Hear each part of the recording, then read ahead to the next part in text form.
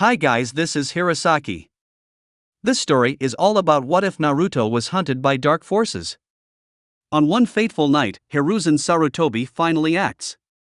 Hidden away in the mountains of Tetsu no Kuni, Naruto dreams of becoming a shinobi. Meanwhile, a new menace, the Seifuku-sha, threatens the elemental nations. Hunted by dark forces and facing insurmountable odds, Naruto must forge his own path in a world full of terror, power, and betrayal. Welcome aboard! Chapter 1: Mistakes.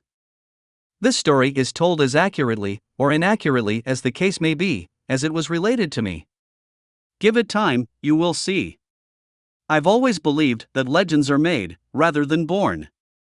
That choice, the very free will we claimed not to have, is what dictates our path. Legends are made, not born. This will prove it. 9 years ago. Valley of the Nine. Outside the village hidden in the leaves. Hiruzen. A light drizzle started above the two forms on a rocky hill overlooking large troughs of decimated terrain. Churned earth was seen for miles in eerily straight lines, like some gargantuan beast the size of the open sky itself had begun tearing at the ground. That wasn't far from the truth. The light rain was the precursor to larger storms on the way, a simple gathering of strength for a more significant rainfall later. Sarutobi Hiruzen, third Hokage of Konohagakure, judged the heavy clouds as a tropical storm, one that the land of fire proper had very few due to the fact they were almost entirely inland, minus the coastal regions to the south.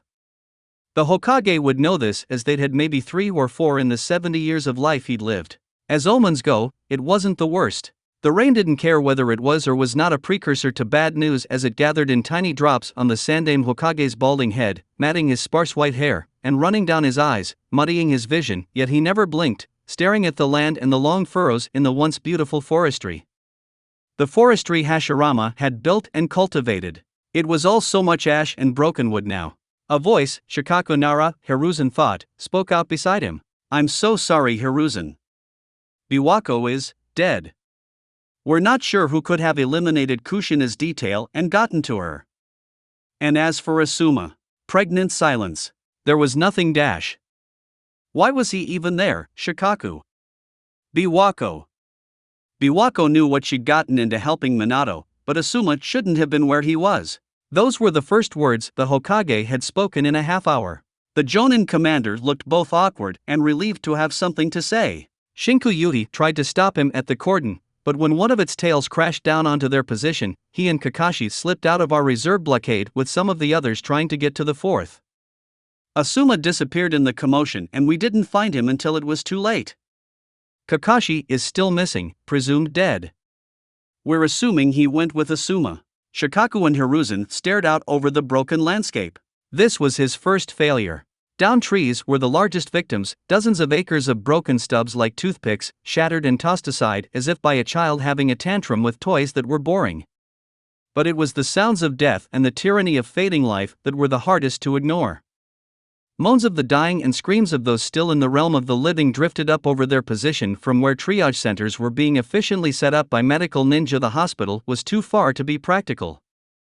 Dr. Yakushi had really outdone himself in the wake of this tragedy. It was a brutal dagger in his mind as he wondered if Asuma had sounded like those down there.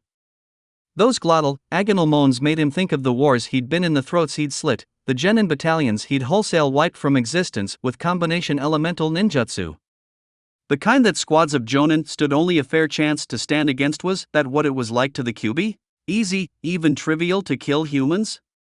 Perhaps Asuma had lay there hoping a medic would be along to put him back together like that poor man in the fairy tales who'd taken a sorry tumble. Speaking of a sorry tumble, his mind flayed him again with more of his failures. His second biggest disappointment, Tsunade, surfaced in his mind at the thought of Dr. Yakushi, someone who shouldn't have been head of Konoha General. It should have been her.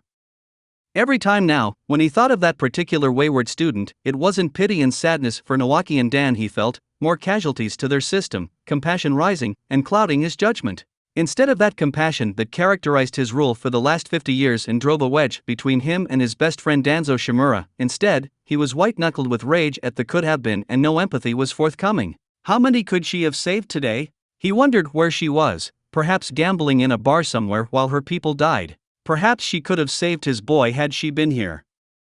Perhaps. Perhaps. If only she'd been here. Asuma and Biwako. And then there was Naruto to consider as well as the Uchiha, particularly Makoto. Makoto and her new powers. But there had to be a path through all of this forestry of bad luck. Thoughts raced in his aged head, but a clarity settled over him as he focused on the long troughs and furrows that broke up his beautiful country. Decisions crystallized in his mind. He decided his first order of business would be to fix his current mistakes. The thoughts stole his grief from him for a minute. They came rushing back as Shikaku spoke again. "I'm so sorry, my lord third." Hiruzen twitched and breathed out a breath not unlike those down on the battlefield, agonal breaths. He breathed in. He breathed out. "I'm no Hokage, Shikaku. I'm an old, broken man. How many failures is this now? Especially after today, I don't want to be Hokage. But I will be damned if my reign ends like this. I have plans, Shikaku. I'll need you." Shocked silence met his proclamation, but Hiruzen was thinking of all his other failures. Orochimaru. The madness that had spilled out of the laboratory when they had caught him experimenting on children still kept him up some nights. Children. His third failure. When his mouth finally moved, it didn't look like he was speaking to Shikaku. "You have a newborn son, yes, Shikaku?" "Yes, my lord, Shikamaru. He was born a few months ago. Cherish him. This life is cruel, my lord dash. Do not call me that." A pause. Shikaku shifted, his white cloak, the symbol of his position as Jonin commander, curling in the wind. "Forgive me." Hiruzen stood, bones creaking. "No, it is I that must beg your forgiveness, I fear." It was an unworthy thought. Today is a tragic loss in all but name, and politeness must not be another casualty. The third Hokage stood, pulling his darker cloak around him. "My grief can wait. I fear we have more to do this night. Where is my new apprentice?" Gravel crunched behind them as a member of the ANBU, the right arm and hand of the Hokage, made itself known. Pure white mask, a beacon in the simmering, muggy darkness, long black hair flowing down her back visible like a hole in the twilight black surrounding their position. Hiruzen held Shikaku's gaze, not acknowledging her arrival. "The cost we all must pay will be, perhaps, more than we can bear, but bear it we must. I know not what the future holds for us, but I fear this is just the beginning of our misfortunes." The ANBU came to a blurring stop, leaves swirling, and held a small bundle of cloth out to their whether he wanted to be or not temporary Hokage. Alert violet eyes, the color of deep glacial melt in twilight, peered up at him from the blanketed form, hands working as though blindly searching for something he knew was there. Hiruzen grabbed the little chubby hand and held it. He smiled despite himself, and it hurt so much because his little boy, Asuma, was dead. Minato's was not, and he would see the boy raised right. Loved, cherished, prepared. He would not see his predecessor's child, burdened beyond belief with an overwhelmingly powerful entity of hate and rage and black emotion, come to any harm. He knew that sharks circled them now, the Seifuku-sha, the man in red, who had attacked and killed Biwako, her guard, Kushina, and now, well, if Makoto hadn't been there and, oh god, Biwako. No, Naruto needed him now. He was a failure, but would not be a failure in this task, he said himself. His losses would not stop him from doing this last thing before he saw her again. The light of his life, dear Biwako. The jagged edges of youthful memory cut as he pictured her smiling at him, hair curling and messy as she looked at him from across their bed. His mind swam back and forth between grief and resolve and 20 emotions through the spectrum of loss. She and their beautiful children were dead. It was all Hiruzen could do not to break down right there. Hiruzen held tight to the tiny hand of the last Uzumaki. It steadied him as he let his grief flow through him, and it seemed the boy knew his grief as it raged in him because the boy stilled, staring at him, far too alert. How like Minato he was. Emotions roiled in him, and every image in his head was Biwako and Asuma. How would he tell Keiji that his baby brother was dead and his mother murdered by the Seifuku-sha? It would be another nail in the coffin for Keiji in regards to his father. Hiruzen knew his eldest would blame him, and it took all his decades of ironclad control to keep from incinerating everything around him in a fit of rage he hadn't felt in many, many years.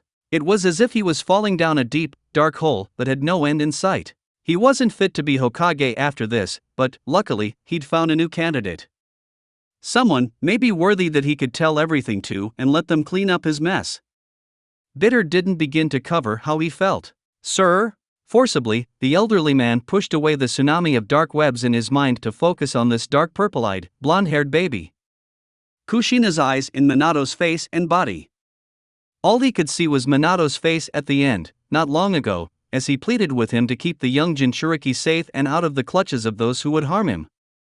Minato's hands still in the last hand seal of that terribly powerful Fuinjutsu, the dead demon consuming seal, would stay with him till the end of his days, the feeling of God, the god of death, pressing and squeezing his heart and soul. And then the Baijidama of information his Hokage dropped as he breathed his last. Please, old man, keep him safe. Take care of our little Naruto. The man seemed to think, looking grave. And it seems that Uchiha Madara is the one behind this, behind it all. He is the man in red. That Seifuku-sha. Fine dash dot. And then the fourth had died, his wife behind him with a bloody, mangled hole through her, beautiful red hair splayed around her like blood, those amazing Fuin chakra chains of hers disappearing, gone. He would protect Minato's son where he'd failed to protect his Hokage. This was not going to be his fourth failure. And what was he to make of the phrase, "It was Uchiha Madara"? It was utter nonsense. Impossible. The utterances of a man suffering from extreme blood loss and even more acute chakra loss. Uchiha Madara was one of the founders of Konohagakure itself. He was immensely powerful, on par with Hashirama Sensei, but he died 50 years now. It bore thought though, as Hiruzen had seen some unbelievable things in his time as Hokage. It couldn't be possible, could it? His student, Orochimaru, one of his greatest mistakes, had been searching for immortality his entire adult life. It was what had driven him, among other things, from Konoha. Madara was so powerful, compared to today's level of shinobi, that they were as children before his skill and might.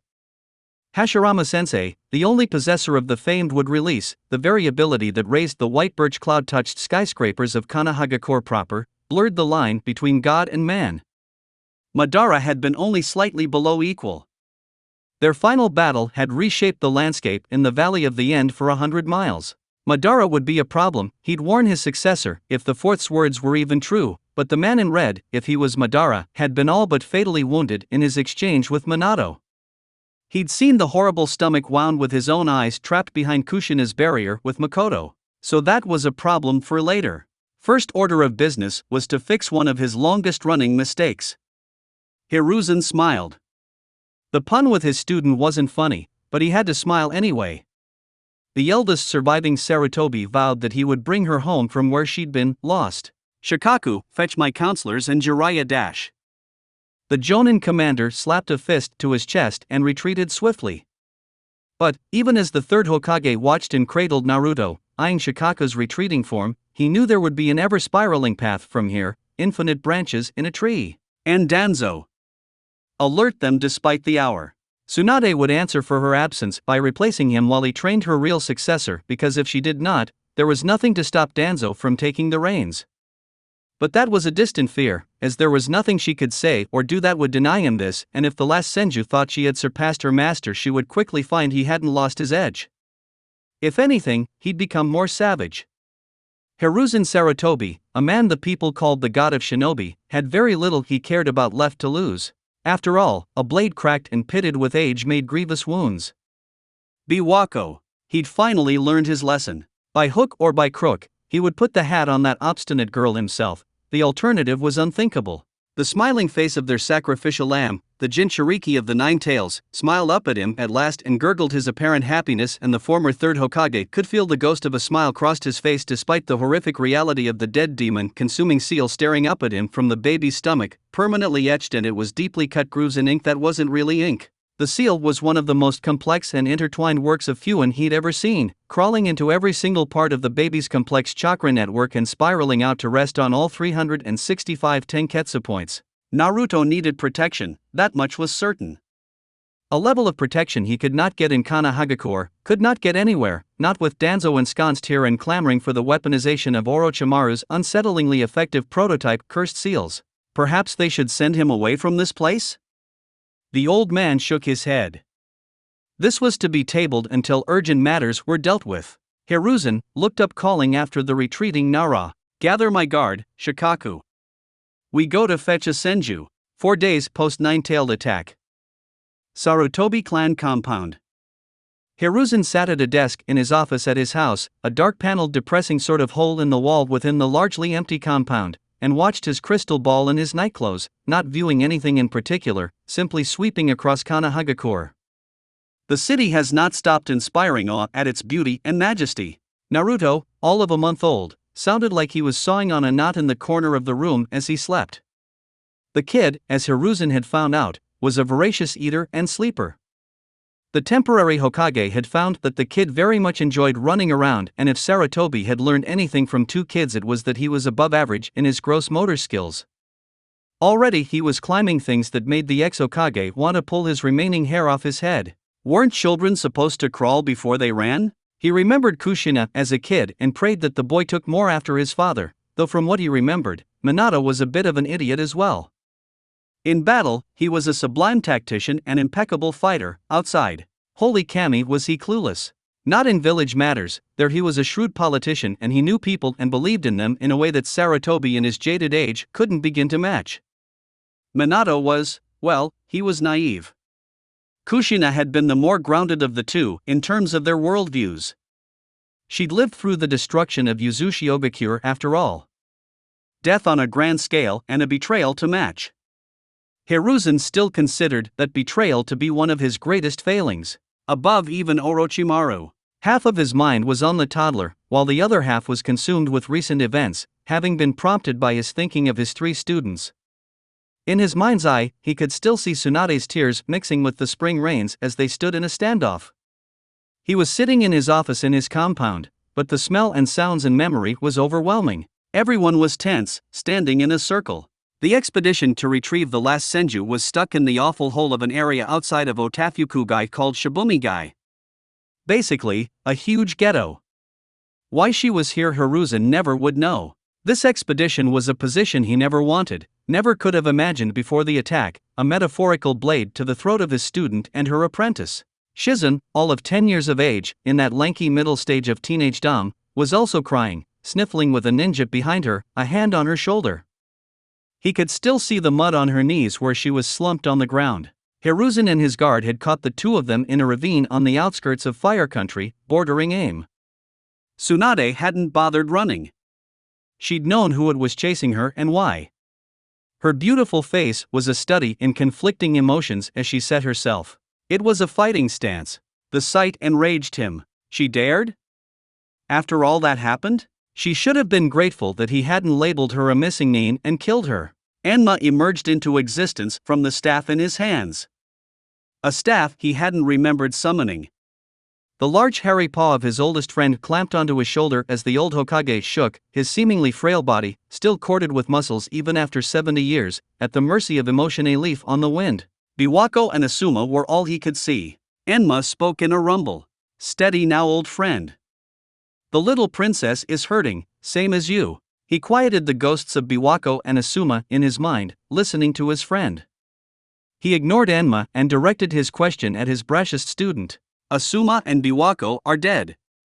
Did you hear? She nodded stiffly. I heard sensei. I'm so sorry.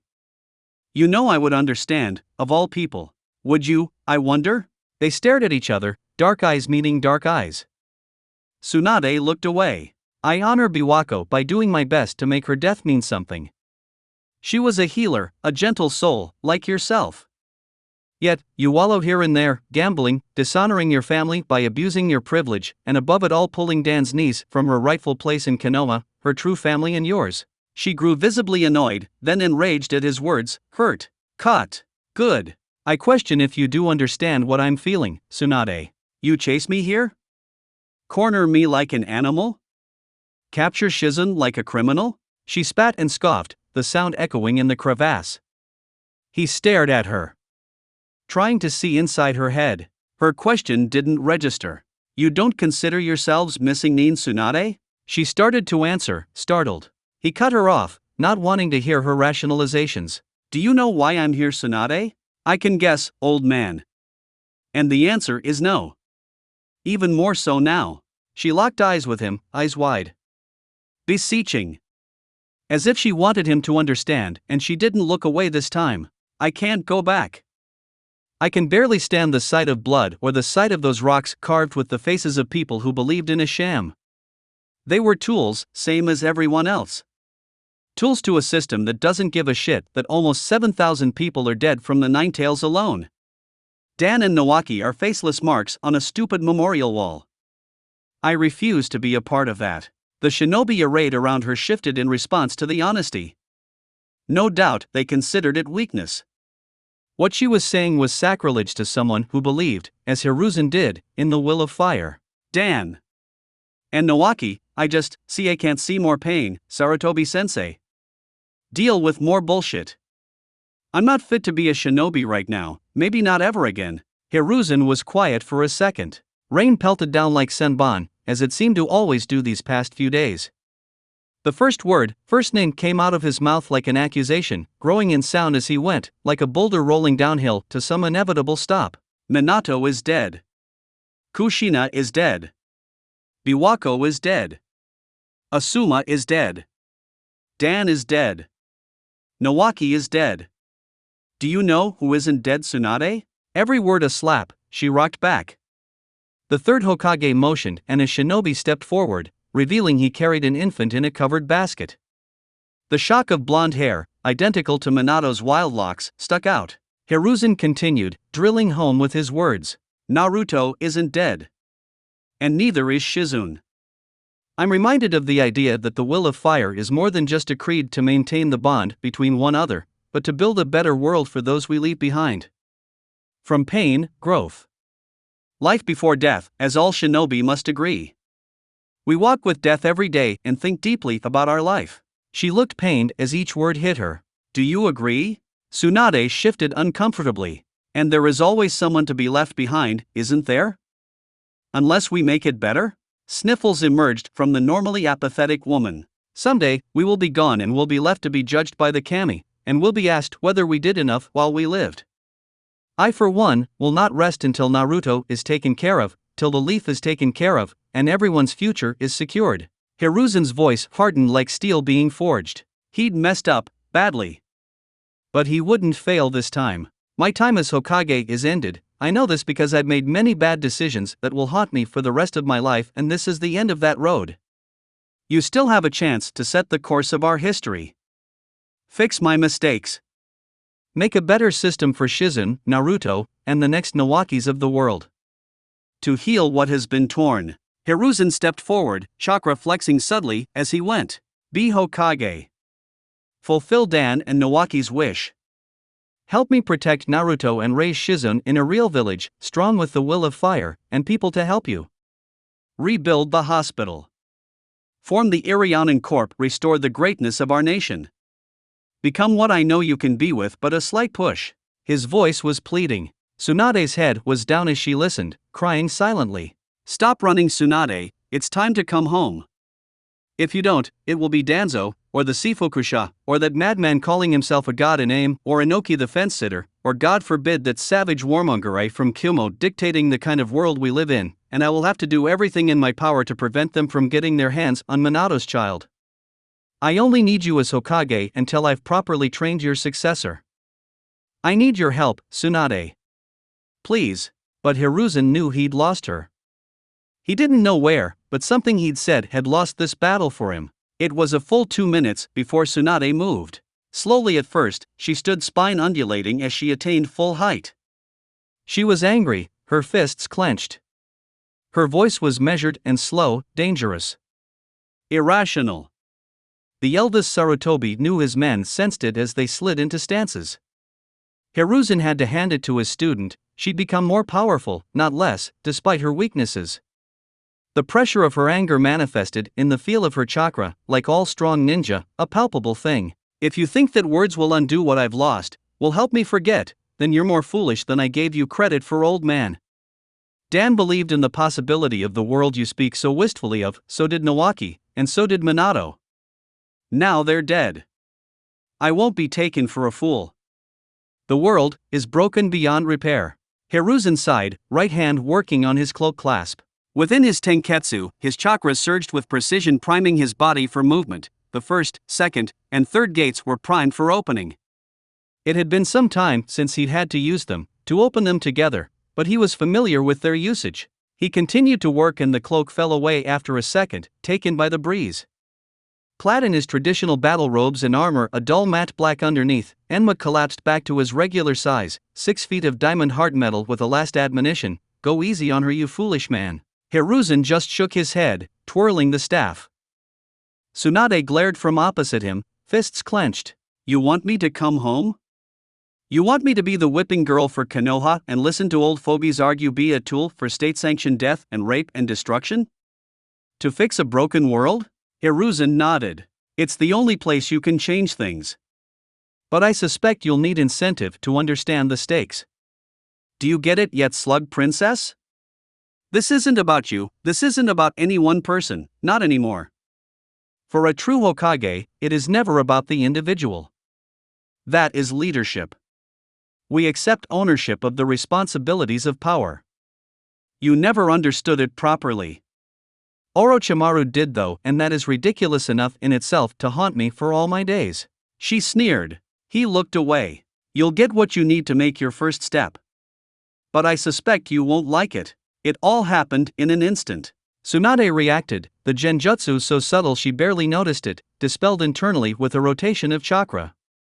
Just in time, as she barely avoided a house-sized conflagration of white fire, done with no hand seals, water and earth techniques following her, flowing, shearing through the ground like a razor, splitting it open like so much rotten fruit, the water jets pushing up out of the ground powerful enough to drill through solid bedrock, narrowly missing her face. The greatest medical ninja in the world jumped and slid back, whirling, using every technique in her arsenal to avoid the massive chakra constructions as the world fell away into reality, revealing an empty clearing. "No fire.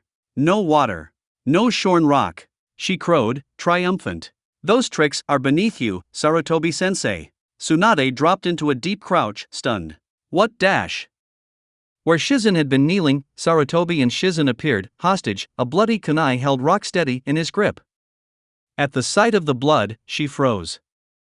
Sarutobi smiled coldly. There was a cut on his liver-spotted arm, still corded with tight muscles after all these years. "Incentive. You spoke of this earlier. Danzo always accused me of being too kind, too unwilling to be a tool of my people, as all shinobi must inevitably be. Well, he'd be so proud of his old teammate now." Hiruzen drew the knife across the girl's carotid artery, slow, viscera parting under the well-honed blade. Blood arched through the air, painting the side of Tsunade's face. "Wouldn't he?" Shizen gasped, choking. The life-giving liquid emptying down the front of her clothes as Hiruzen kept her upright with a hand on the side of her neck. Tsunade vomited, crying out, a hand outstretched. She couldn't believe what was happening. Her mind almost refused to process the scene, but go through it piece by piece it certainly did. The slug summoner had mere milliseconds to understand the life of her ward, her niece, the most important piece of a life she'd left behind, was slowly draining. Every pump of blood meant she was further and further from being saved. But the blood, Shizune. In an instant, the medical nin, an S-class shinobi that had few equals in the world, went from frozen in fear to enraged hypermotion. The ground for 20 feet in either direction of her sandaled feet cracked and split as she launched herself into the fastest shunshin she'd ever achieved. There was no way she'd let this happen. No way. Katsuya. The summon didn't come. Hiruzen, Shizen, Katsuya, and the gathered group of shinobi, a small group of elite shinobi handpicked by the ex-Hokage specifically for this mission, watched as one of the legendary three, a name given by Hanzo the Salamander in their youth, a powerful ninja they'd looked up to and admired, fought shadows and light under the influence of a basic, albeit deeply layered genjutsu. What it showed was believable enough that Tsunade dove in headfirst and wrapped herself up in gossamer strands of deadly lies. Shizen, standing next to the sandame completely unharmed, was crying as she watched her aunt, closer than a mother to her, spiral into madness. Hiruzen looked down at her, turning Shizen's cheek to face him. Blotches of color stained her cheeks, and it was obvious she was in pain. He couldn't tell whether it was from the trauma of the situation, although she couldn't see what he was projecting onto the slug summoner, or that her heart was breaking for her mentor. Shizune. Pay attention. This is what happens when one loses sight of what is important in our lives.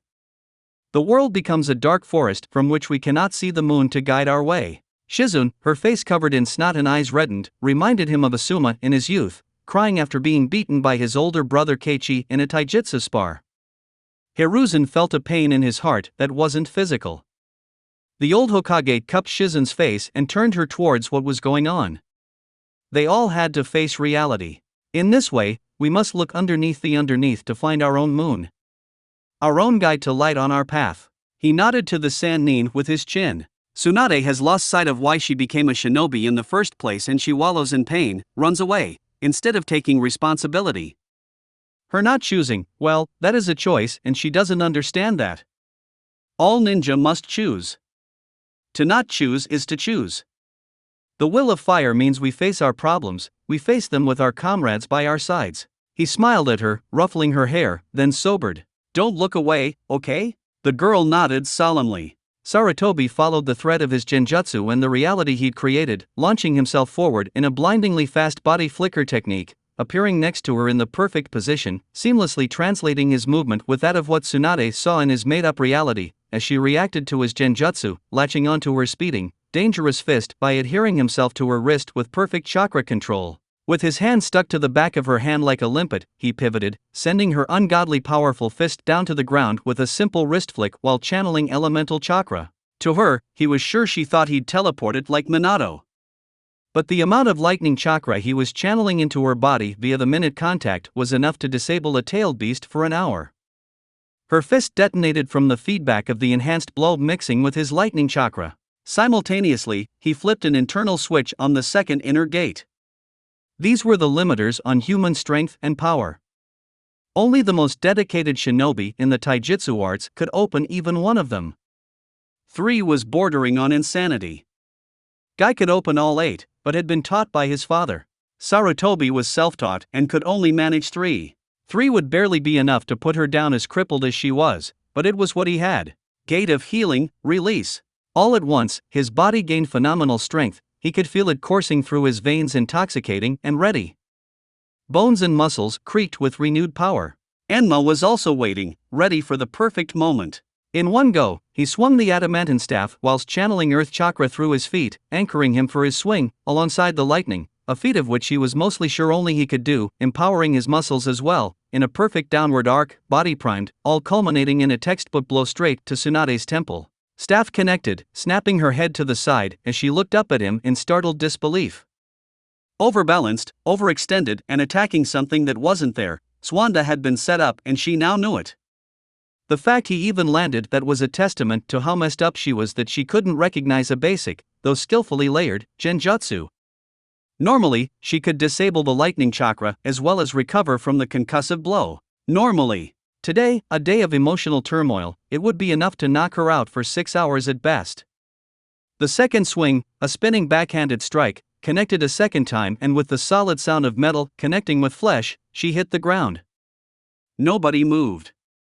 Blood mixed with rain. Grimly, he turned and walked away. She would either learn her lesson or fall further down a dark hole. He hoped it was the former.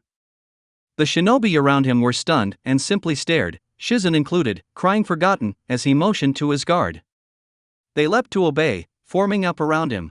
The rain had stopped, but Hiruzen picked his cloak up from where he'd dropped it and fastened it again, flicking the mud off with a simple water technique that scoured it clean. The jutsu was a mind-boggling display of power and control. Nobody even looked twice. The third Hokage paused, turning to speak to Shizen again. He gestured offhand to Riza, a chunin Yamanaka.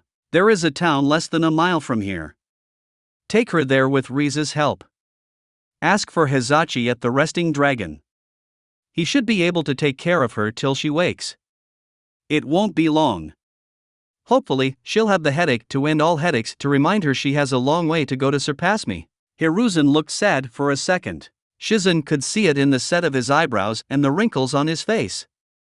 It was a face built for smiles, but there were none now. The look she thought she'd seen was gone in the next instant. Her mouth opens involuntarily. What should I, how should I, what do I say? We need her. Hokage or not. We need her with us. Tell her that. Despite her reticence, she can do all that I've said. I know she can. He turned to go. Goodbye, Shizen, hopefully we meet again under better circumstances. The last parting memory with Shizen dissolved with a knock on his study door. A wave of his hand dispelled his crystal farsight technique. Back creaking as he got up, Hiruzen had an idea of who it might be as he opened the door and smiled gently at the silhouette standing in the threshold. You don't know how happy I am to see you, Tsunade. This was a very different person than when he last saw her. The next Hokage, the soon-to-be Godame Hokage of Kanahagakure, stepped into the light scowling slightly, but it softened as she heard the snoring of the toddler. Little Naruto sounded like he was sawing on a log. Shizen, dark hair and a tight bob and looking considerably happier than the last time they'd spoken, bounded around past the two of them and ran up to the crib/daybed Hiruzen had put up and made cooing noises at the child within. Adults completely forgotten in favor of the cute baby with whisker marks. The two of them didn't speak and both simply watched Shizune and Naruto. We do it for them, don't we, old man? That's what you said? Hiruzen simply nodded. The last Senju let out a deep rattling sigh. She looked stronger, resolved as she met his gaze. No bruise where he'd struck her. That had probably healed a half an hour past when he'd given it to her. Perhaps it was the set of her shoulders, her straight posture. But she looked every inch a Hokage. Ready. She'd need it. Danzo was complaining about the Uchiha. Shisui and Itachi, prodigies that they were caught up in something big and they'd have to act quickly. Knowing Danzo as he did, he was no longer willing to countenance any breach of authority. He needed Tsunade to be ready. Fugaku and Danzo together were not someone they could fight separately. She spoke quietly, moving closer to the sleeping Naruto. I cannot take the hat from you, old man, not really. His hopes froze. The ideal world he pictured in his head fractured with that one statement like glass landing on the ground from a great height. He was quiet for a time, simply puffing on his pipe. He processed her statement. Konoha is a primed exploding tag. I need dash. She snorted. I'm aware. I haven't seen a single Uchiha. There are Hyuga wearing police force uniforms. What part of this doesn't seem fucking off? I know you need me. The recent septuagenarian snorted at the last statement. True. But I want you to know that, as usual, I tried my best and as usual no good deed goes unpunished. You need to know everything to put a stop to whatever is coming. But you must take the hat in order to help my plan come to fruition. I can't. I want to, but I can't. I'm still not over my hemophilia, I'm a mess and I know it. You never should have beaten me and I think we both know that. Hiruzen didn't say anything because she was right. He was slowing down in his old age and couldn't fight extended battles anymore. Tsunade practically growled the last part. Despite her hostility, Sarutobi stared at her, thinking. She was right. He shouldn't have beaten her. Tsunade in fighting form would have seen through every facade and trick he'd pulled. The Slug Princess was easily as strong as his first three gates, had access to numerous techniques that would have countered any move he could have pulled. Yet he beat her. Shizen looked back at her, concerned, so the greatest Mednin in the world lowered her voice. What do we do? Hiruzen simply looked at her, helpless. Another voice spoke from the darkness. Sensei, I've returned. The beauty of Makoto Uchiha was that of a marble statue sculpted by a master artisan to suggest the warmth of life, yet entirely lacked her typical humanity. Today, here, she was coldly perfect, all sharp lines and angles that, instead of suggesting the femininity she'd been known for her entire life, screamed iron strength in lithe, powerful muscles. She hadn't always been that way, but the last few years had taken a toll on all of them. Makoto the most out of them all. She melted out from the shadows on the wall and handed a scroll to Hiruzen as she spoke. It was low, controlled, all emotion scrubbed from her voice. As if the imminent possible destruction of her family and entire clan meant nothing. Makoto had told him herself that the only thing that mattered to her now was the village, Itachi, Sasuke, and Satsuki. Fugaku could hang, and he would. Report. They're gone. All of them. Clan compound is deserted. Hiruzen was stunned, still reading the scroll. How could this be? To where? Dead? No, I wish. To aim. The god Pain and this infamous man in red welcomed them with open arms. Tsunade and the Sandaime stared speechless. Who the hell was Pain?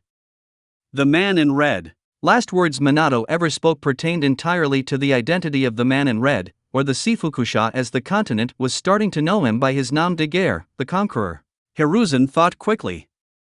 If Minato was right about Uchiha Madara being this red man, then whatever they wanted with a disillusioned army of Sharingan users could not be a good thing. A clan that betrayed its village deserved death. Hiruzen had to ensure he gave it to them. Do you know what this means, Makoto? If Tsunade refuses to take the hat, now this makes it harder to make a case for you as my current student. The woman merely nodded. I understand. I'm prepared to do anything required to succeed. Hiruzen sighed, turning to Tsunade. Are you sure? No. I'm sorry. I can't do it. I'll stay and help safeguard Konoha, but I can't take the hat. And wait, sensei? Hiruzen rolled his eyes. I agreed to take Makoto on since, well, he paused, considering, her status and abilities are her secret to tell. Suffice to say I'm the best one to be able to teach her to control her new abilities since the nine-tailed attack. Tsunade looked disgruntled, but her face smoothed as she stared at Makoto's blank expression. Clearly no one was going to be forthcoming about this big secret. Very well. The ex-Hokage drew himself up, looking every inch his almost 80 years of age. Danzo will become Hokage. I might delay him a year or two. I cannot stop him. In fact, I think it is best that I ensure he takes my hat. I will bargain with him to ensure Naruto's anonymity as a container. We must make him believe that Naruto is a regular orphan and not Minato and Kushina's only son, nor his status as an Uzumaki. The clever will put 2 and 2 and make 4. Hiruzen paced. He is to be just the container for the nine tails. There are 3 powerful secrets wrapped up in one boy. The Uzumaki heritage will see him dead by itself. Minato's heritage will put him in a grave as sure as summoning the Shinigami. But the nine tails, that will make them hesitate. All 3? It will make him the greatest threat to Danzo's continued rule, or his greatest tool. We cannot allow that by any means necessary. He looked at both of them in turn, one impassive, the other visibly struggling. Minato will understand that we have to do what is right for the village. Tsunade spoke up, thoughtful yet still unsure. Danzo won't want to give up a powerful weapon like a tailed beast container. But knowing he's the 4th son and an Uzumaki to boot? I think sending him away is the best we can do, anything else will draw attention. Makoto moved forward to stare off into the side room where Shizen played with Naruto, booping his nose and making cooing noises. The Uchiha spoke without looking at them, no doubt thinking of her daughter and eldest son. I was able to decipher, finally, with the tablet in our clan secret rooms. With this, she vaguely motioned to a dark eye with long lashes. A prophecy on the tablet spoke of the Samsara Eye of Legend. That a descendant of the sage would awaken it. Gamamaru, Jiraiya said, spoke of it either destroying the world or saving it. From what he didn't say, nor did he indicate which outcome he thought more likely. Fugaku has the same sort of access to the eye that I do. He's hoping Sasuke will awaken it. There is a rumor that Amigakure has a Rinnegan wielder. I suspect it is part of the reason for the split and why Fugaku went to the Land of Rain. That, and the general unhappiness that has plagued the Uchiha for so long. There is debate on whether descendant refers to spiritual or physical. Uchiha or Senju, and we know it's not Senju. Tsunade and Hiruzen looked at each other, considering what to say. Prophecy? Prophecy was usually rubbish, but this was Makoto who continued on another tack. Speaking of Naruto, Minato and Kushina both spoke to me of prophecy and I dismissed it, but now I believe there is far more at work in our world than we've ever credited. I am reluctant to give up any tools at our disposal, even my own sons and daughter, such use that they'll be at a later date. But we do what we must. She nodded to Hiruzen. You taught me that, sensei. Hiruzen sat back in his chair, crossing the room. Makoto leaned into the desk, palms down, speaking. Dye his hair black like an Uchiha's. Place him at Suzukawa's. I'll have my new minions watch over Naruto for you until a better solution appears. Sarutobi slowly shook his head. Makoto frowned, obviously thinking quickly. Tsunade looked pained. Is there no other way, sensei? Can't you take him? But the old man was already firmly shaking his head. No. There will be too much to do in so little time. Anonymity must be his armor. Suzukawa's it is, that much we agree on. As Orochimaru, Akatsuki, and Danzo comes first, then this mysterious man in red. When Jiraiya is back in the village and I deem it safe and Danzo has agreed to my terms, then we will see what our options are for Naruto. Makoto frowned. That will be too late, sensei. I have a better idea, one that will. Well, it will be best for Naruto, I think. Kushina and Minato would have understood. Hiruzen frowned. Tsunade looked troubled. Makoto drew a deep breath. Dyeing his hair, for a long duration, is a start. That bright blonde is too distinctive. But longer term, the Uchiha matron eyed Hiruzen's wall-sized decorative cartographer's copy of the known world, indicating a tiny stretch of land between Iwa and Kumo. Those were two of Konoha's biggest enemies. What do either of you know of Iron Country and a man named Mifune? Chapter 2, like an old friend. Present day. / floating fortress Anchor Vantien. / Bay of Heron. / land of mist. Shino. Shino, sitting Kaige of the Land of Sky, was still amazed at how small everything looked from 40,000 feet above the continent, especially this early in the morning. He watched for his favorite moment, and there it was, a beautiful kaleidoscope of colors burst in the sky as morning greeted the world, cresting the horizon line. Phenomena that he was sure very few were able to see, as it was a view only afforded from this height. Anchor Vantien, his pinnacle creation and his pride and joy, floated above the Bay of Heron off the coast of the Land of Hot Springs. He could see capped peaks of Kumo and the edge of water country, though that was mostly mist and rippling water. Perspective, an actual perspective of the land such as it was, gave Shino all of his best ideas, medical, technological, and political. Floating like this, lounging and staring for hours out the clear viewing panes, had given him the idea for this joint venture. Chaos was a ladder, as he'd found, and the best way to climb it was to create it. The powerfully built medical genius had been only another pawn a few years ago, but recently the population of Sky, such as it was, had gotten themselves organized. Shino was tired of wallowing in the misery and disarray of a poorly funded village living on the literally fringes of the elemental nations. The economic fallout of the Third Shinobi War was still felt in every starving orphan and every overfull jail cell. The Seifuku-sha had come to him, encouraged him, and he returned home from traveling to grab the reins of power. As a new Kage, he couldn't sit and wait for conditions to improve when sanctions on them by the Alliance made it difficult to contribute their vast Fuin-based technology as a mercantile pursuit. The new Hokage of Kanahagakure had made things even more difficult with a new round of sanctions specifically meant to curb competition. So, Shino reached out to a deep contact in the daimyo's court. Chakra metal ore was mined at an astonishing rate, and with technological help from Sky, well, the partnership proved profitable. Despite that, conditions hadn't improved as dramatically as he'd wanted in his village. The suicide rate had gone up 45% in the last decade, and wasn't that a crazy number in a village full of merciless killers?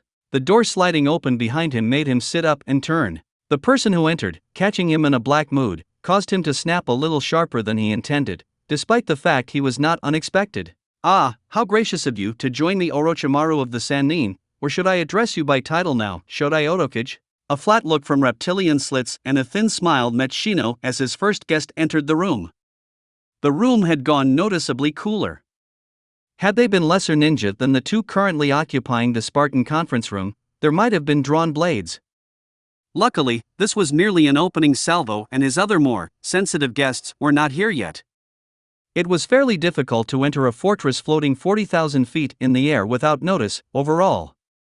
He brushed off his idle thoughts, the view always did that, scattering his thoughts to larger concerns, and focused himself back on his current pursuits. For Shino, a patient and precise man, this whole undertaking, the Alliance, was a labor a decade in the making, and Orochimaru of the Sannin was notorious for his ability to throw the unexpected wrench into carefully laid plans such as his latest failure in the Land of Water and this massive joint venture into the Land of Fire. He simply did not have time to play nice with a man, if you could call him such as this. And his next guest was even worse. Well, what is Pain and Seifuku-sha's take on the situation? Orochimaru simply looked away without answer. Shino don't know. Where are the others? So, the direct route, and he didn't answer the question. Interesting, was there a problem brewing? They should be here momentarily. My ninja are ferrying them to Anchor Vantien as we speak. Good. There are developments we must speak of. Pain is upset that we did not consult him regarding the 9 tails housed in iron and has special instructions regarding our plans. Shino felt a momentary wave of anger and then panic. This meeting and the mobilization of the Zero and Sky and the collaboration with the smaller countries and Orochimaru was only possible through Pain and Akatsuki and their agent in Leaf and Iron. Would it all be for naught? All for a stupid boy that every spy agreed was actually worthless, playing with Fuinjutsu and stuck in those caves like a troll? Why did the Seifuku-sha even need the Nine Tails? Yes, it was powerful, but the man himself was on another level. Shino gripped the back of one of the conference chairs, feeling the leather creak under his strong grip. He fought his anger and panic down. All wasn't for naught. His people needed him. They could still deal with Konohagakure without others' support. He'd have to see to it personally though. His grip eased.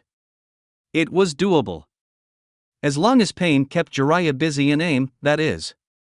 That was the kicker. Akatsuki is withdrawing support for our operation because of a miscommunication? Is that it? Orochimaru smiled in a way that made him think he knew the direction of his panic thoughts and they struck intentionally awry. The man was amused. Arrogant snake. His compatriot sat, adjusting his green silk kimono, seemingly more at ease than when he came in. Hardly. He's given me explicit instructions for my agent to smuggle the Jinchuriki out of Iron before we lay waste to the Leaf. He has plans that require the bijou unharmed. He cannot afford to wait for the Nine Tails to reform if the vessel is destroyed. This is what he wants us to ensure, that nothing happens to the boy during Seifuku-sha's operation. As such, he will send one of his most trusted Akatsuki to ensure a safe delivery, as my sensei has Mifune, of all people, guarding the boy, and presumably training him. Shino carefully sat again, leaning back into the chair as he considered Pain-sama's request. It wasn't unreasonable. It was a badly kept secret that the Leaf kept the strongest bijou for themselves. And it was somewhat tactless to go after the Nine without alerting Pain, considering. He wasn't unopposed to letting Orochimaru take this burden off his hands. Shino just prayed to the sage that Orochimaru wouldn't let any of his numerous schemes influence his judgment. Could he afford to leave this important task to Orochimaru? The real question was, if he didn't, could he afford to take his eye off the prize for a worthless kid? Orochimaru continued. He asks that we infiltrate and secure the target before Seifuku-sha attacks. I will do this as I know Sky isn't known for their subtlety and we don't want to tip our hands just yet or disappoint Pain in this joint venture now, do we? Shino scowled, but smoothed his face as a knock came at the door. A Skynin opened the door and held it open for the rest of his guests. Shino beckoned with one hand. They were a bit early, but within parameters. He pasted a smile on his face. Come in, come in. He eyed the green-clad snake's lack of reaction as 3 new arrivals filed in the door. The leader of Sky made introductions, standing and striding to the door, gripping each man's hands. All of the men, minus the auburn-haired Leafnin, eyed Orochimaru at the foot of the table as if he was a live exploding tag, and that wasn't a shock to Shino. None of the 4 new arrivals had reason to like the notorious missing Nin, as his experiments had already unduly affected the small countries represented here more so than the big villages. But the Leaf Nin, a representative of their agent inside Konoha, didn't blink an eye. That bore some thought. Grass, a quite unexpected addition, Wind, and River, all the allies involved that he'd personally secured technology trade deals with, minus Akatsuki, were present. Perfect. Hello Tamachi, Baki, Bami, Fu, friends old and new, welcome to Anchor Vantien. Please have a seat and we'll get started. Skynin filed in with drinks and light refreshments, placed before each member. All 3 nodded as they watched the service and found seats at the conference table. Orochimaru folded his hands and stared as a faded blue 3-dimensional map of Konohagakure sprang into life above the table, startling everyone but the purple snake. Shino smiled inwardly at the others. The powers of the old Fuin technology were always startling to those not well-versed with it. His slow distribution of technology had leapfrogged the continent's infrastructure and travel 100 years. Cars, for instance, changed everything. Chakra and the batteries that held non-elemental chakra were game changers. Only he controlled the sources. Let's get down to business, shall we? Shino clicked a button on his remote and the scenery shifted to a geopolitical map of the elemental nations, minus one important feature. As you all know, medical ninjutsu is my specialty, and as such I had to train as a regular doctor in order to understand some of the effects of my jutsu. I traveled extensively, learning, seeing various ailments, some of which beggar belief. Shino zoomed the map in a little bit, closer to Fire Country. One of the things they teach you in places where there isn't a lot of resources to spend on medicine is that sometimes, when the infection spreads, you must cut it out if you cannot save it. He paused, considering. Crude, but necessary to save your patient oftentimes. And the patient. The map blinked red in Fire Country dissolved, several other countries rushing in to fill the space in a diagonally lined area demarcated as a coalition demilitarized zone. Is everything. The Hidden Leaf Village is a cancer of malignant and giant proportions. We. Shino made eye contact with each one in turn, lingering longest on Fu. Must cut it out to save our nations. I'm sure you'd agree that we tried to curb the excesses of the powerful here. Multiple heads nodded, smiling slightly. He noticed Fu didn't smile or change in any way. The stillness bothered him more than the dumb enthusiasm from the others. Shino continued. Let us discuss a world without the blight of a Kanahagakure after we finalize our plans to eliminate them, yes? Coldly pleased, the small group leaned into the map.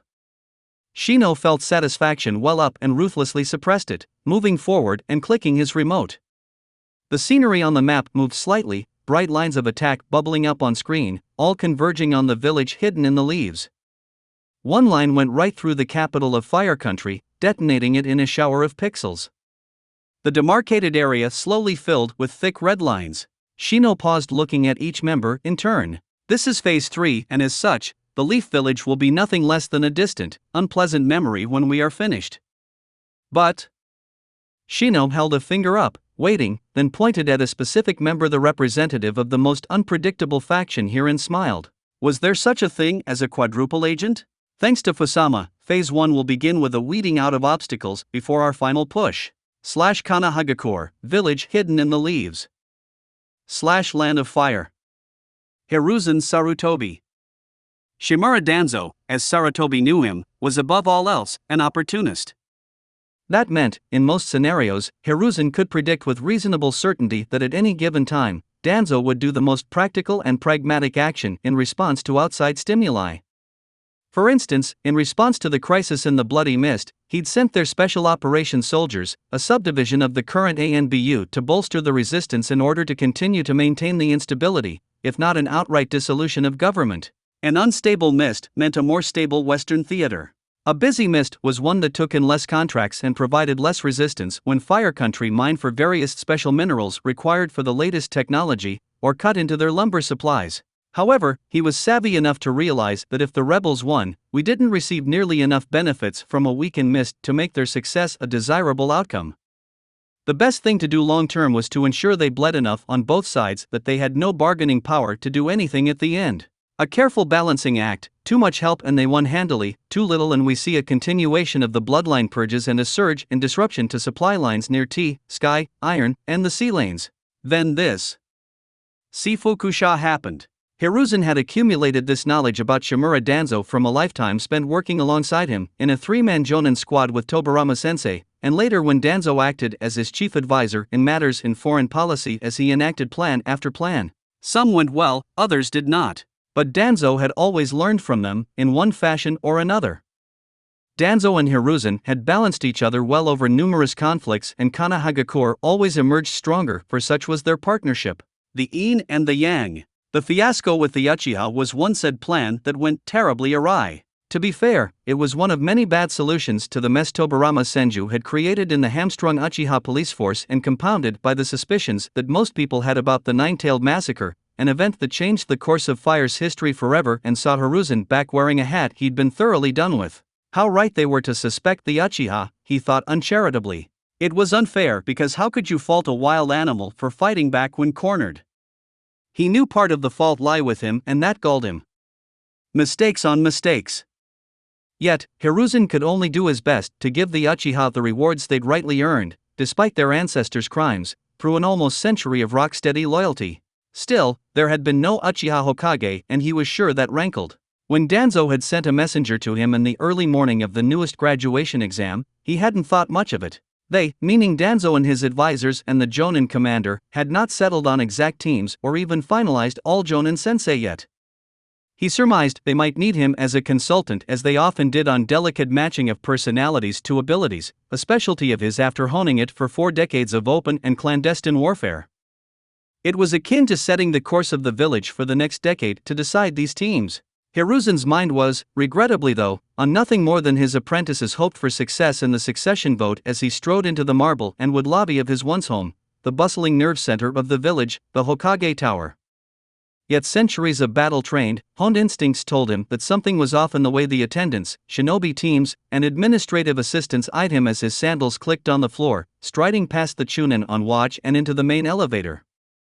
Perhaps it was in the hooded way every one of the ninjas in the room subtly tried to pretend they weren't staring at him like a fox in the henhouse. Yes, something was off. What was that symbol on that headband? Do I know a single one of these young shinobi? And Hiruzen was unpleasantly surprised to find that he couldn't be sure. Some looked familiar. But, well, he'd been out of the game teaching Makoto, communicating with Jiraiya and Tsunade, who'd taken over Konoha General, about outside events like Akatsuki, a new nuke nin group out of aim, and attempting to recover from the massacre in a way that didn't seem like he was abandoning the memory of his wife and son. True, he hadn't spent much time directly assisting governance as he'd done in the past. He'd allowed Danzo leeway. And now, this butcher in mist complicating things. Yes, too much leeway by half. The sheer number of refugees flooding into Wave and Fire were astounding.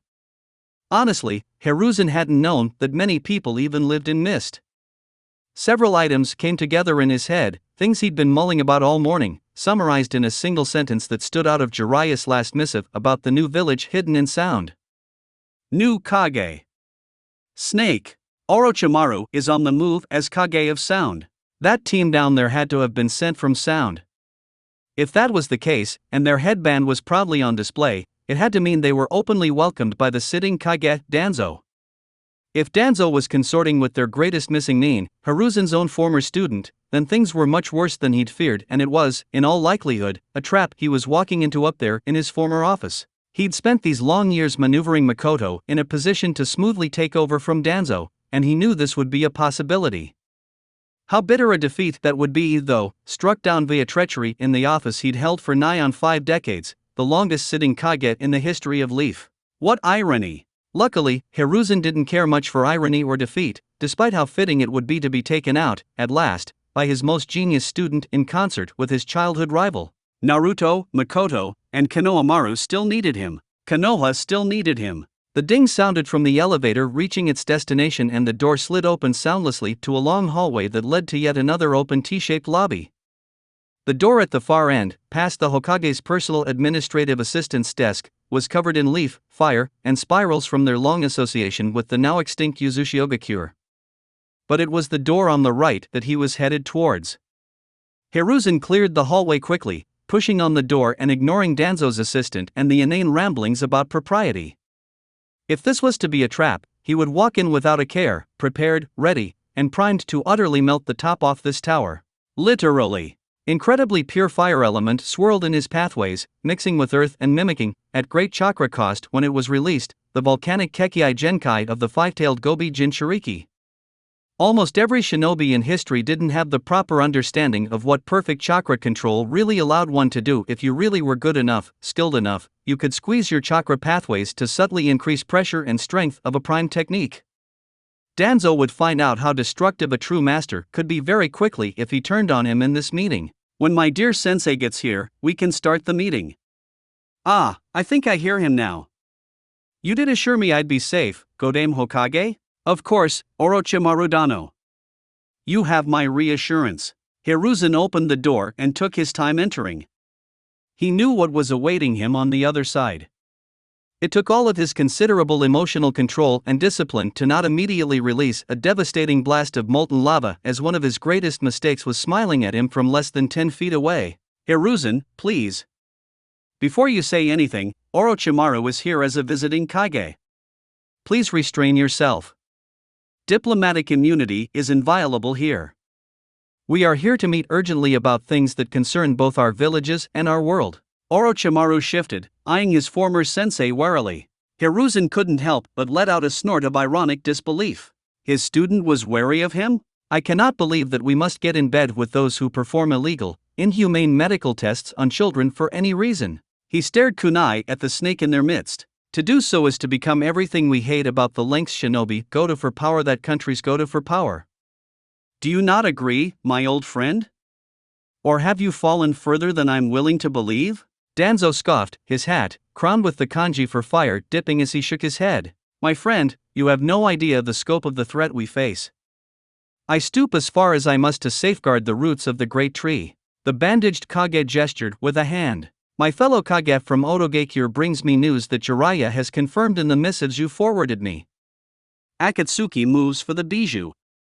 But not only that, Black Salamander Hanzo is dead. Killed by this. Pain fellow with apparently frightening ease. Danzo stared, pleading his case in a way that sounded nothing like pleading, into the head of the Sarutobi clan eyes. Wide-eyed with almost panic, he wields, if our local intelligence is to be believed, the legendary dojutsu of the sage. The Rinnegan. I assure you this is not the time to shun allies. Sky is on the rebound with ancient, forbidden technology. Fu meets with them as we speak. We will need help to combat this threat. Help? Hiruzen couldn't help but interrupt. The Rinnegan was troublesome, if true. Yet, for all they knew, it could be a false trail given by elusive Akatsuki agents. Jiraiya was being run in circles by a spymaster who dwarfed his skills with no idea as to whom it was that defied him. That terrified Hiruzen, who relied far too heavily on reports from his most irresponsible student. Well, who could tell which one was which? If those reports were unreliable at best. Help is assembling a 5 Kage summit to deal with such a threat. Help is calling up the Chunin battalions and fast-tracking the academy training. Help is contacting our allies in Suna, Iron, and the smaller countries. Help is not getting in bed with our greatest missing nin. What is your game here? Danzo was silent for a moment. I've left you and the missing container alone for many years, have I not? Hiruzen got a sick feeling in his stomach at the quickly switched tack. He knew where this was going. You have. You have left us alone because I supported your bid for Hokage. Without me you would not be wearing that hat, Danzo. Hiruzen took a deep breath, still feeling his pathways filled with fire. It steadied him against the deep political riptides he saw coming his way. Battle, in word and deed, as ever, marked his path in life. I warn you now, both of you. Hiruzen spread his spiritual pressure on the room, his intent and purpose manifest like the suffocation inevitable at great depths. Both Hokage and Otokage felt it pressing them. With Biwako and Asuma are dead, I have very little left in my life that I cherish. I will level this city. He pressed a finger towards both of them, increasing the chakra presence, before I allow you to misuse those I have left to love. Tread very careful now, my old friend. Say your piece, before I lose my temper. With that last statement he eased up the pressure, vanishing the way it came. Danzo looked ruffled, irritated. Orochimaru showed no sign of his previous discomfort. Danzo spoke up.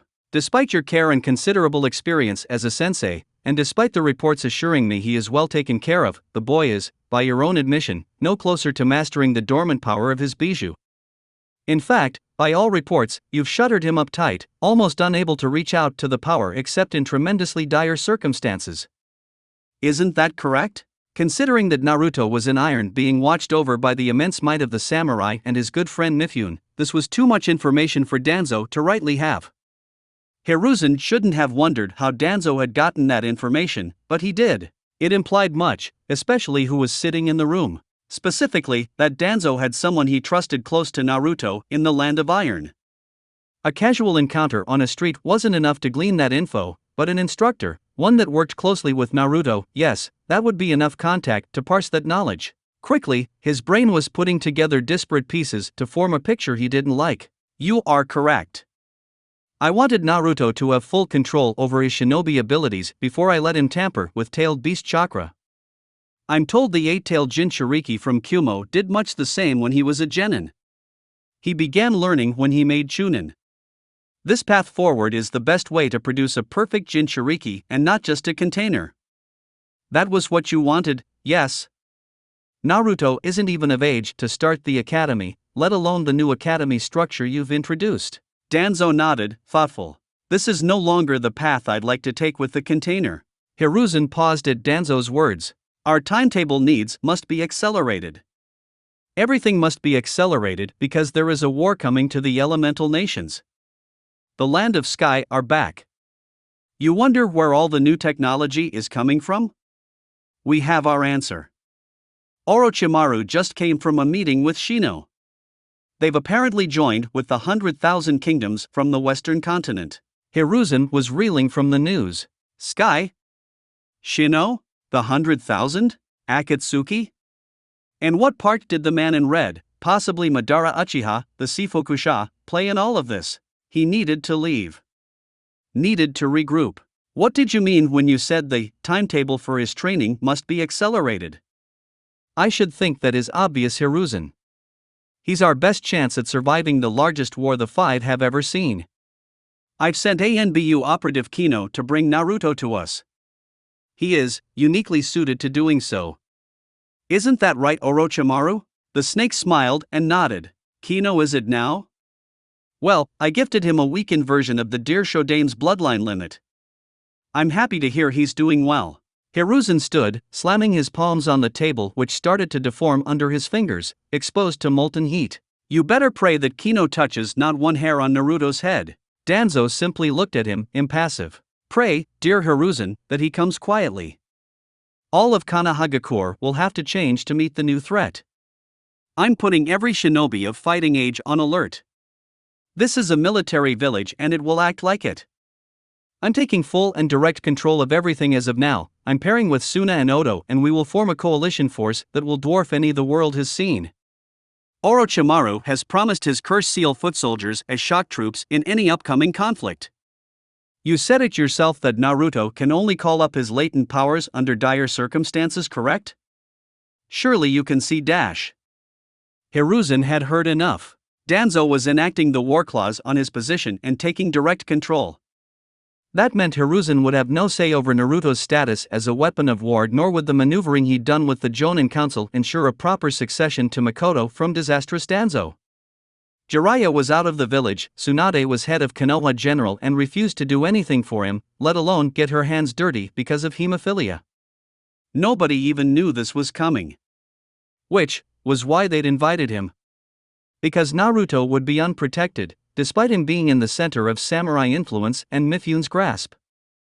Makoto was the only person who knew half of what he did about the full picture, her and Jiraiya.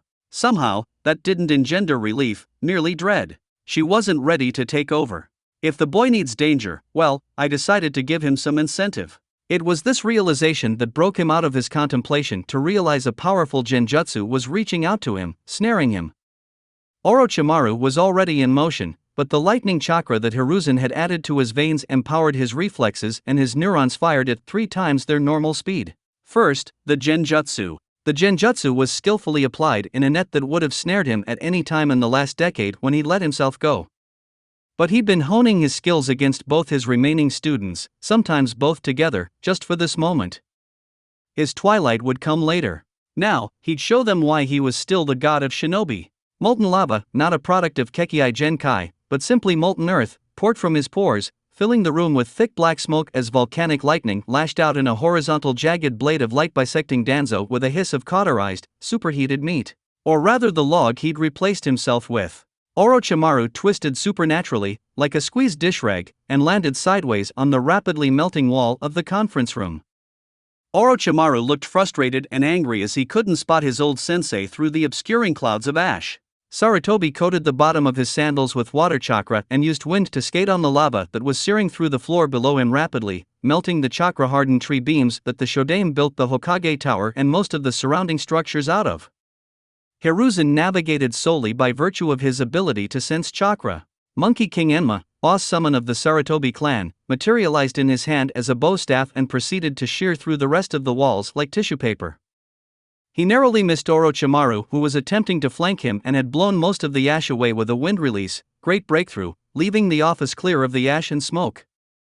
The ceiling had started to collapse behind him, but he needed to make the retreat a little more annoying for his old student. Fire spewed out of his right palm as he used half seals to speed things up, water pouring out like a dam unleashed via the other. Steam covered the room and obscured Hiruzen's quick exit to find his true prey. Extending his senses barely a dozen feet led him to his quarry. He needed to eliminate Danzo quickly in order to secure Naruto's future. This would be a long and costly fight if he fought both of them. Hiruzen used Enma to create an opening into his old office and barely heard the intruder alarm blaring all over Kanahagakure, indicating a foreign shinobi intrusion. The former Kage summoned a small capuchin monkey. Yukon, go to Tsunade. Tell her to coordinate with Jiraiya and Mikoto. Danzo has gone mad, he's going to try to take Naruto, he knows he's in iron. No doubt to turn him into an emotionless root agent. I'm not sure how far he's gone down this dark road, but he's got Orochimaru working alongside him. Yukon gulped, his tail flicking back and forth. That it, boss? Damn. That's a load and a half, you gon' be alright? Hiruzen raised an eyebrow at the foot-tall monkey. He'd been hanging Enma's cousin Taolong too much, that was for sure. Go Yukon. I can handle these two, and I'm trusting you with Naruto's life here, which is far more important. The small monkey puffed out his chest, showing his flak vest, and straightened, saluting perfectly. Got it, boss. Yukon scampered away, out a window that was not on fire. Danzo was hiding a room over, and it was time to end this madness. One gnarled hand undid his casual robe, revealing his battle attire, the same attire he'd fought Tsunade in. Hiruzen Sarutobi, ex-Hokage of Kanahagakure, smiled grimly. Enma swirled to full stature next to him, a massive behemoth of a monkey, more akin to a muscular statue than true monkey. Let's hunt a Kage, shall we? Enma roared, chakra-laced sound waves shattering the wall ahead.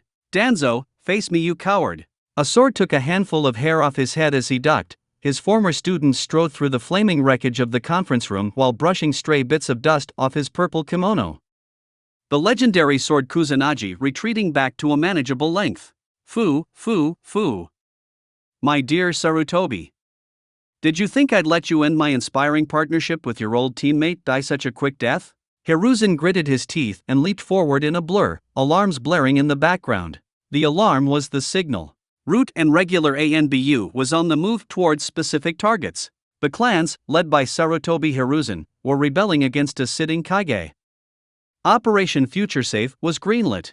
Kino, agent of Root, knew it was time for his part to start. Kanahagakure, village hidden in the leaves. Land of Fire. Inoichi Yamanaka. The Yamanaka clan district never failed to lift Inoichi's spirits every time he came home. Begonia, lilies, orchids of every kind, tree after unique tree, a veritable field of flowers and plants grew on the artificial terraced gardens that it seemed like every Yamanaka had outside their houses. The tan and beige architecture lent itself to a very tight feel, with cottages catty-cornered to other cottages, but the gardens balanced it all, like all good flower arrangement should. Yin and yang, as in all things. Folk came from all over the elemental nations to witness the festival bloom in the Inoichi clan compound. Magnificent. Inoichi. It was important, he felt, as someone who spent his life focused on the analysis of disparate datasets, that you bring art to science and science to art. Therefore, it was his encouragement as clan head that everyone does their best to balance their gardens and the various kinds of plant life they contained against their modern conveniences. So far, it had worked.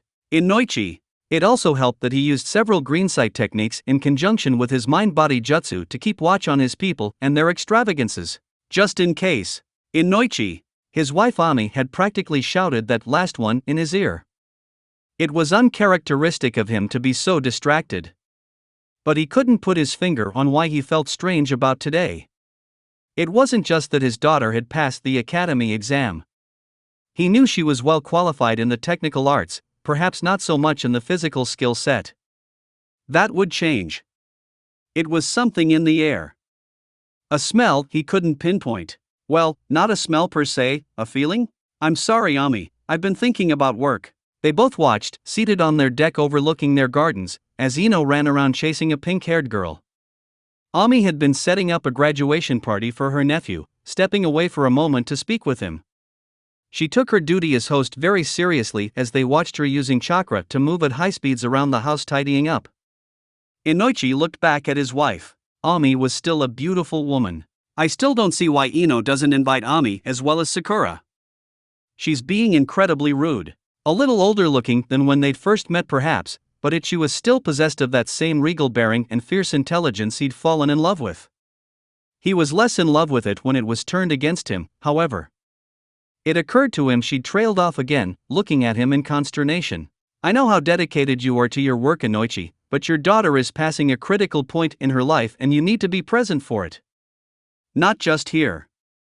Work will be there tomorrow. She had a point. There was always work to do as head of analysis. Yet there was something bothering him about the air, the smell, the feel. What was it? Rummaging in his coat, he pulled out Ino's graduation gift from one of the wide side pockets. Ami smiled when she saw it. She knew he was going to give it to her. It was an old, dog-eared field guide to important plants specifically tailored to shinobi needs. She'd find it as helpful as he had when he became a genin. His father had handed it to him after his graduation. Ino would need it if she was to pursue her dream to be a medical ninja. No. Inoichi realized it as he worried on the problem like a dog with a bone. It wasn't something that was bothering him, the problem was his perception of the outer alarm seals on the compound. Or lack thereof. She's going to love it, Inoichi. I don't think you could have picked a better gift. In fact, Inoichi cut his wife off, but a loud, single-note alarm went off above their heads. The foreign intrusion alarm was coming from the Hokage Tower. Yet, there was no sound from inside the house from where Ino had been. Foreign intrusion or civil unrest? Was this what Hiruzen had warned him of? Ino, stay where you are, Ami, but I mean it. Stay where you are. Ino. Pumping his chakra, he entered the house quickly, searching the modest house for his daughter. The search took him a minute, but it confirmed exactly what he'd suspected. His daughter, his only child, was gone. Ami met him in the living room holding a tanto loosely in one hand. Ami, gather the elders. She nodded, mouth tightening. Yamanaka Ami was a master of emotional control. Ino is gone? But why? Who would take her inside our own village? I think it might have been the Hokage. Danzo? But why? She's 7. It's unnecessary. We're loyal leaf shinobi. Inoichi sighed, rubbing his temples. We've been receiving reports of war on the horizon. My only guess is that Danzo is doing something he feels will turn the clan heads against him and he's seizing leverage for his war operations as the Uchiha left and it leaves him on shaky ground in regards to the other clans. I need to meet with Shikaku and get word to Hiruzen, only then can we formulate a coherent response. Mikoto might be needed. Ami nodded wordlessly, pressing her forehead against his chest. Just bring our daughter home, okay? I'll mobilize the clan while you meet with the Nara and Akimichi. I will. /Kanahagakure, village hidden in the leaves. /land of fire. Shikaku Nara. The Nara clan compound was fairly far from the main thoroughfare of Konoha, which had Shikaku blessing his ancestors' foresight. Now, they most likely hadn't anticipated the development of four-wheeled moving objects that now carried people and supplies back and forth from long-distant destinations, but it felt right to think his clan had thought that far ahead. Exceptional levels of multi-layered forethought were often considered the greatest tactical advantage the Nara possessed over their enemies. They'd been subtly outmaneuvering their enemies this way for literally hundreds of years. Yet, when he looked back, the Nara could not remember ever misreading any situation as badly as the one he found himself in. Shikaku stood in his daughter's empty bedroom and stared sightlessly ahead at the pictures of clouds and the lilac bed cover. The room still smelled like her too, grass and sweat. An alarm blared overhead. Every leaf shinobi knew what that meant. But he couldn't get over how badly he'd fucked up and how his daughter had paid for his carelessness. Shikaku. It's okay. We'll get her back. She's strong, just like Ino. A strong, warm hand clenched his shoulder. He's right. We don't have time for this. Shikamaru doesn't have time for this. Shikaku roused himself from his self-pitying hole, slapping himself slightly. We got this. Inoshikacho, right? Let's grab Chusa and we'll take our kids back. Inoichi grinned like he was again his academy self. Let's kick some ass, Nara? Shikaku nodded, a slight smile on his face.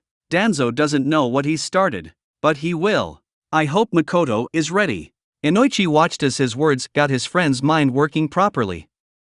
They couldn't hope to predict, let alone intercept, their adversary's next move if they didn't have Shikaku. Shikaku carefully thought the first parts through, speaking out loud. We need to contact the Jonin commander and contact the clan heads. Only the third in Jiraiya can stop Danzo as Hokage, and we need the Council of Clans to establish legitimacy for extra-governmental action by the Jonin. As well, the next step. Inoichi was nodding slowly. Mikoto. Like it was even a question. Loath as he was to support an Uchiha, she was all they had. Was this even Danzo? Too many unknowns. Right. Then cut down the variables. It'll make the pattern easier to see. Let's grab Chusa, then we speak with Tsunade. She'll know how to get in contact with Jiraiya-sama. Both men overflooded themselves with chakra and leaped onto the roof of the compound through Shikamaru's window, speeding away towards the Akimichi district in a gray and red blur. /Kanahagakure, village hidden in the leaves. /land of fire. Hiruzen Sarutobi. There is no possible avenue of escape from many of those techniques. How is he doing this? There must be some secret, Hiruzen thought to himself. 3 times the third had killed his successor with pinpoint jutsu and even a lucky hit with Enma. Yet, Hiruzen had continued to follow Danzo through the top-melted infrastructure of the Hokage Tower, a hurried flight of punch and counterpunch, katan, and sometimes Raiton chakra hot enough to melt steel, charred and combusted wooden beams and what might as well have been paper walls that had stood for a century. That tore at his soul, seeing the center of the Leaf Village being gutted. A place of veneration such as this deserved better, especially from a sitting Kage like Danzo. The two of them with Orochimaru thrown in left almost nothing of the top floor. But Hiruzen couldn't forget that he'd thrown the first jutsu. Hiruzen spun Enma in staff form in a rolling blur as he batted Kusanagi away from his face. A great breakthrough technique hit him from the side, tossing him into a wall. Hiruzen hardened his skin with a hasty and unorthodox application of earth chakra as Danzo flowed into the opening that Orochimaru created for him. Hiruzen did his best to recover, fists and elbows, a controlled storm of fist and back fist blocks. Countering Kusanagi required the use of Enma, and even Enma was slowly getting nicked by the legendary blade. He wouldn't last for much longer. Naruto was still out there, possibly in danger. Word would need to be sent to Mifune. Thankfully Konohamaru was with his father. Getting tired, old man? It is 2 versus 1 after all. The Godame and I are no strangers to high-level combat. Are we, Danzo-sama? Hiruzen countered the speech by slamming his palms together and infusing the rushed generation of feeble wind between his palms with explosively strengthened Futon chakra. An omnidirectional wave of horizontal gale force winds blew both Danzo and Orochimaru away from him and gave him space to plan and breathe. Danzo smashed his head into an opposed smoldering beam, his hat coming off, and Orochimaru responded by planting himself on a wall, looking at his sensei with mild amusement. I don't have time to keep playing with these two, the village needs me. You are both men ruled by passions that reach outside yourselves. The world will be better when I rid it of you both. Hiruzen's face didn't twitch out of a look of concentration as 25 clones appeared beside him. Stall them by any means necessary. The ex-Hokage avoided one vacuum spear, a cylindrical construct of Futon chakra, then had to frantically pump his body full of chakra to enhance his speed as a dozen then 3 dozen spears headed for him. He was attempting to retreat, and it seemed that Danzo and Orochimaru both wanted him here. That made it important he disappoint them. For then 6 then 8 more wind release, vacuum spear, which looked like nothing more than wavy heat lines in the air, flew through the space his head had occupied, dodging by timing the chakra expenditure and his acute sensory capabilities. Ducking and spinning between columns of hardened air, the ex-Hokage managed to outmaneuver the remaining spears and closed the gap between him and his longtime rival in seconds. This close to Danzo, within absolute striking distance of a simple arm's length, he should have seen the fear in his rival's eyes. Hiruzen had lost to Danzo only once in a spar in the long time they'd been teammates and, he'd thought, friends. But this Danzo was like a whole different human being. Before he was open with Hiruzen about his clandestine activities, Hiruzen had sanctioned many of them. Now he was closed off. Before he was cold and calculating, sometimes waiting days to respond to something if his passions were stoked, and today, he was feverish with intensity. The heat in his eyes bled off him like steam, and Hiruzen could just feel the frustration. But he wasn't afraid. That was an important detail. It didn't matter though. Hiruzen's opening came almost on the heels of their staring contest. Danzo struck out with a bandaged hand in a chakra-laced straight punch, and though it was textbook, it was reflexive and not thought out well. Hiruzen simultaneously launched a hand to push the punch astray, and he conjured Enma in staff form, pulling the head of the staff backwards. Everything that happened next happened quickly. The bandage-covered Cyclops' remaining eye widened as the adamantine staff broke the armored chestplate under Danzo's robes and explosively pushed through his ribcage, bone fraying and shattering under the tremendous force. Hiruzen had launched a point-blank, wind-encased strike that had no defense this close. He watched as blood trickled out of Danzo's mouth and the gnarled hands of his longtime rival went slack in his grip, body slumping on Enma's material form. Hiruzen continued to not think of the moral implications of what he'd done murdering his oldest friend and simply banished Enma back to the summoning realm. The question remained, where was Orochimaru? Danzo's body lay at his feet and his eyes passed over the still form to survey the ruins they fought in. The ex-Hokage could still hear the shrill alarm over the village and to his eyes, ignoring the fires that raged around him, the snap and crackle of burning wood 20 stories above the city, it was obvious the Hidden Leaf village was in disarray. The miles-long thoroughfare that led to the Hokage Tower was swarming with ninja and civilians. It was a panic that only a sitting Kage could fix. The Uchiha had left and so had their police forces. But there was no Kage to fix this as Hiruzen had just killed him. That was something he could help with, but first, priorities. Orochimaru came first. Hiruzen, battered and bruised, with 100 tiny lacerations and one large cut on his forehead, tore his cloak to shreds, throwing it to the side. It wouldn't help him at all and would slow him down in the air. The tower, if he remembered correctly, was almost half a mile high, roughly 2,500 feet. The average shinobi could break their fall fairly easily, but this height was dangerous for even a seasoned chunin. The leap of faith, or, as most jonin called it, what the hell are you fucking doing, was a challenge reserved for those who could utilize either earth chakra well or had dense enough chakra that sufficiently reinforced their skeletal musculature to a specific degree. The earth technique was low A rank and only the densest of chakra could suffice for the second option. Hiruzen had been doing both since he was 15. Taking a breath to steady himself, he flooded his body with earth chakra, hardening his skin and reinforcing his bones. Then he did it again but sent pure chakra to all parts of his body. It was very literally the only thing that saved his life, as a vacuum spear the size of a mainline sewer pipe blew his entire right arm off and sent him spinning up into the open sky with a sound like a clap of thunder.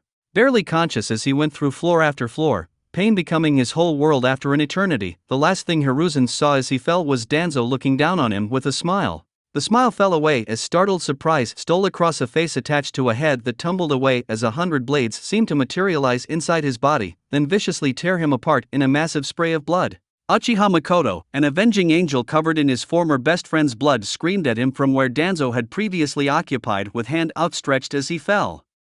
He felt like he watched every emotion run through her face as she screamed in what felt like silence to him, and he couldn't help but regret that all he seemed to do, his entire life, was to apologize to Minato, to Jiraiya, to Tsunade, to Orochimaru for not looking after him better, to his dearest love Biwako, to Asuma who was supposed to lead a long and happy life, his failures over and over flashed in Makoto's eyes. "I'm sorry, girl. You'll have to right my wrongs and make your own way now." Biwako smiled at him and he went to them both, her and Asuma. Finally, eternity passed before his eyes closed and he finally hit the ground. Then nothing. /Kanahagakure, village hidden in the leaves. /land of fire. Makoto Uchiha. Corpses were still being found and the death toll calculated, rubble cleared away, and tears being shed, yet, most of the influential people in Kanahagakure's political machine were here, soot-stained and battle-weary for the most important decision, a decision they shouldn't have had to make just yet, but one they couldn't put off. They'd been attacked from within, the very foundation of Konoha rocked by a corrupt Kage who had been dealing behind their backs for far too long, a man who would stoop to kidnapping the heirs and heiresses of the great clans to ensure continuity of rule. Makoto was impressed with the balls of that man. She'd stood there, looking at the body of her mentor from what felt like millions of miles away, and had to turn away. What she found when she peeled back the layers of bandages and cloth wrapping that man had left her, horrified in several tears slipping out against her normally iron control. Sharingan. The jujitsu of her family, ripped out and stuffed into any available space on the man's chest and arms. Hiruzen didn't know, and what he didn't know had killed him. Order. Order amongst the assembly, we here have a sacred promise to choose the future. The man speaking, Teruchi Namazaka, an elder Jonin statesman who'd been chairing these tribunals and assemblies for a generation, had almost snarled. Act like it. Most subsided, side conversations falling away and bodies shifted in plush chairs rippling outward from the center of the floor and rising to hit the back of the room in a steep climb. Every member had a seat that could see the throne-like chair opposite the door and the speaker's station at the center on a raised dais. Teruchi stood now, hands clasped in white-knuckled fury, and fairly shouted at the Jonin Council. Jonin, as was forgotten by many, was both a political station and a rank in their armed forces. The great clans had no Jonin present save their heads, who were larger voting blocks because they were trustee holders of their subordinates' votes. As such, they were required to behave with a more dignified air. Right now, there was a buzz of agitation in the normal stoic group. Teruchi had had enough. A blast of air-infused chakra let out a sound like a bomb going off and it went dead silent. Our Hokage was a traitor, conspiring with another of our greatest traitors to bring us down from within. Danzo Shimura, may his name be damned for all eternity in Yomi, was legitimately elected and endorsed by one of the greatest Hokage we've ever had and who was betrayed and killed by his best friend Danzo Shimura. Teruchi seemed on the verge of tears. Tears of fury and sorrow they all shared, though some to a lesser degree than others. We now, though some of us are no longer here with us, must now choose our leader, the successor that must face a world eyeing us vulnerable, like a sheep alone in the meadow with no shepherd. They will have a monumental job ahead of them and they must have all of our support. Powerful, savvy, wise, and most of all, skilled in the ways of shinobi and politics. Teruchi waited, eyeing each of them, resting a long time on Jiraiya, still wide as an autobus and with devil-may-care long white hair that was as famous as he and Tsunade, beautiful in her youthful blonde-haired illusionary technique, before moving on, taking as long as he needed to meet everyone's gaze. Inoichi Yamanaka stood up fiercely, still covered in some burns with rips aplenty in his normal pristine garb, but it was no faster than Jiraiya and Tsunade who both stepped forward. Inoichi looked unsure, but waved them on. Teruchi nodded to the remaining loyal members of what civilians called the Sannin.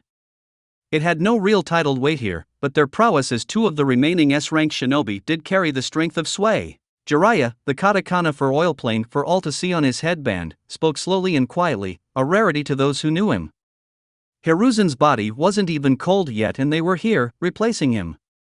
Jiraiya hated it, but it had to be done. This was about the future and what would be left of Konoha without the right person at the helm. Jiraiya no Hai, for orphans had no right to a clan name and they took the moniker of the land they were discovered in, spoke powerfully, submit and endorse that Hiruzen's personal apprentice, and his personal pick to follow Danzo Shimura as Hokage. Jiraiya looked at Tsunade, she nodded reluctantly. Be Makoto Uchiha. A wall of noise sprang up, protests, denouncements, and filth spewed around the room until Inoichi stood back up with a wordless growl that somehow, cut through the cries. I, Inoichi Yamanaka, clan head of the Yamanaka, endorse and support with the weight of my clan without reservation. That was a surprise to Makoto. The first part, his endorsement and support, were the traditional response. Without reservation meant something categorically different. The Naidame, nor Sandame, hadn't even received a without reservation call from his people. Ino was throwing the fate of his clan in with hers, what was left of mine. That thought was bitter, but she walled it up and shoved it back where it belonged, one step at a time. But what shocked her more, and what clearly shocked the rest of the assembly, was two more calls of without reservation. Nara! Akimichi! Teruchi almost died on the spot when Hayashi Hyuga, clan head of Konoha's largest clan, called without reservation. Makoto's mouth curved into a smile. Saving those children from root paid off then. She patted the head of her gray-skinned cyclopean minion who crouched on tiny legs next to her, where she listened to another of her minions who stayed hidden in the room where all the Jonin sat in assembly. Makoto hadn't been invited, but that wouldn't stop her. This was too important to go off plan. 113 for, 0 against, 12 abstaining. Unprecedented support. But she'd listened for 2 hours while they debated because it had to be unanimous. She listened as they blamed her for the Kyubi massacre. They blamed her and her clan for the troubles before that, blamed her for the betrayal, the mass exodus of Uchiha to Aim. Historic in its sheer level of animosity. Her family, husband, her eldest son, her daughter. They left me. Yes, Sasuke was still here. Still hers. She'd get them all back, she would kill Fugaku herself and get her babies back, but she wouldn't sacrifice Kana Hagakure to do it. No, she had other people for that. More importantly, she lifted a hand from where she sat in a nearby coffee shop and her palm, now covered in fuing glyphs from that night that glowed blue. A massive gray-swirling portal opened and she stepped through into the now chaos of the Jonin assembly. I won't let you down, Kushina. I'll protect your son and do you and Minato proud. Jiraiya and Tsunade looked worried while the rest of the room fell silent as she met every eye in the room with a red Sharingan active, swirling with the power of her Mangekyo Sharingan. The eye she'd earned watching her best friend be butchered by someone that was supposed to be dead, and she'd snapped, the eye awakening, producing chaos that she shuddered to remember. No one had seen her full powers yet, but it wasn't raw strength that won her this particular fight, no, though it had helped. This was the favors done, the heirs of all the major clans saved from a fate worse than death that produced this loyalty. She could have used those children as a tool, same as Danzo, but she hadn't and they knew that. I accept the nomination. Can we adjourn? Teruchi nodded solemnly. She turned and started out the door. We have work to do. Mifune, stay the course until we speak. I pray to Kami we aren't too late. /Kanahagakure, village hidden in the leaves. /land of fire. Unknown. The body of Shimura Danzo, covered in implanted Sharingan that had dried out and stared like 1,000 dead spiders' eyes, lay flat and still on the ice-cold metallic slab of an autopsy table in the basement of Konoha Memorial Hospital awaiting the convenience of the head examiner. Sterile equipment, all covered in the same metallic sheen, glimmered in the low, cool light of 100 lamps, strategically placed overhead in static intervals, but each examination room was cordoned off with fuin-reinforced glass.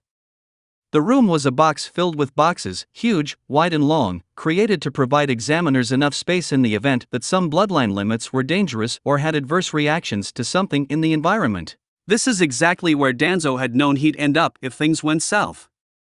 He hadn't thought it would have gotten this bad, but as he gasped and sat up, his body feeling beaten like a piece of meat and then run through a grinder, unique opportunities arose when you were backed into a corner. This was a corner.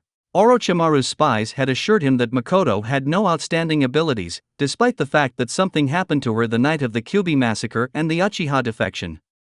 That woman proved far more powerful than the snake or he had ever imagined. He almost hadn't had time to activate his trump card and he'd used almost his entire stock of them fighting his old friend. No matter. Opportunities present themselves. No use crying over spilled milk. Danzo swung his feet over the side of the table, wincing at the pain in his stomach, shoulder, and neck. Ignoring his nakedness, he walked towards the door and came face to face with an orderly in green scrubs who looked just as surprised as Danzo was to see anyone down here. A vacuum spear the width of a coin took the young Yurianin in the neck and he choked, coughing, then his eyes glazed in death and Danzo frowned. Unfortunate, but perhaps. A fireball tinged white with heat and a wind jutsu saw ash scattered all over the once sterile examination room. With luck, they'll be confused enough that I should be able to escape without anyone the wiser. When your back is to the wall, seize any advantage you can. Danzo nodded to himself and left. There was only ash left in the room swirling in the breeze he'd created. That's it for this reading.